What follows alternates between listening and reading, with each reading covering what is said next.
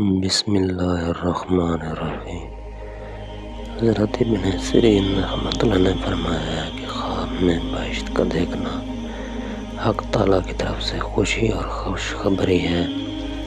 فرمان حق تعالیٰ ہے اس میں سلامتی اور امن کے ساتھ داخل ہو جاؤ۔ اگر دیکھے کہ بہشت کے میوے لیے یا کسی نے دیے اور کھائے، دلیل ہے کہ جس قدر میوے کھائے ہیں اسی قدر علم و دانش اور دین کی خصلت سیکھے گا، لیکن فائدہ نہ اٹھائے گا۔ اور اگر کوئی شخص خواب میں حوروں کو دیکھے، دلیل ہے کہ نزاع کا وقت اس پر آسان ہوگا۔ اگر دیکھے کہ بہشت میں مقیم ہے لیکن ویران ہے تو دلیل ہے کہ فساد اور گناہ کی طرف مائل ہوگا۔ اور اگر خواب میں دیکھے کہ بہشت اس پر بند کر دیا گیا ہے تو دلیل ہے کہ اس کے ماں باپ اس سے ناراض ہیں۔ اور اگر دیکھے کہ بہشت کے پاس جا کر واپس ہوا ہے، دلیل ہے کہ موت کی بیماری میں گرفتار ہوگا لیکن شفا پائے گا۔ اور اگر دیکھے کہ فرشتے ہاتھ پکڑ کر اس کو بہشت میں لے گئے ہیں اور وہ وقت پر توبہ کے ساتھ میں بیٹھا ہے تو دلیل ہے کہ دونوں جہان کی مراد پائے گا۔ فرمان حق تعالیٰ ان کے لیے خوشخبری اور اچھا ٹھکانہ ہے۔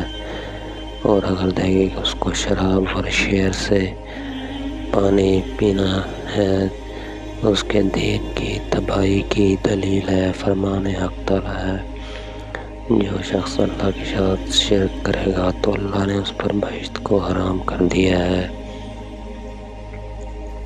اور اگر دیکھے کہ بہشت کے میوے اس کو کسی نے دیے، دلیل ہے کہ اس کے علم سے اسے فائدہ ہوگا۔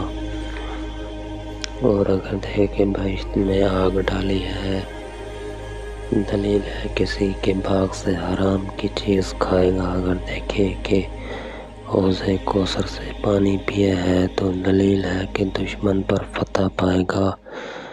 اور اگر دیکھے کہ اس کو بہشت کا محل ملا ہے تو دلیل ہے کہ معشوقہ والا یا کنیز اس کو ملے گی اور نکاح کرے گا۔ حضرت جابر مغربی رحمۃ اللہ علیہ نے فرمایا اگر دیکھے کہ رضوان دروغہ بہشت اس کے برابر خوش و خرم ہے، دلیل ہے کہ کسی سے خرم و شادماں ہوگا اور نعمت پائے گا۔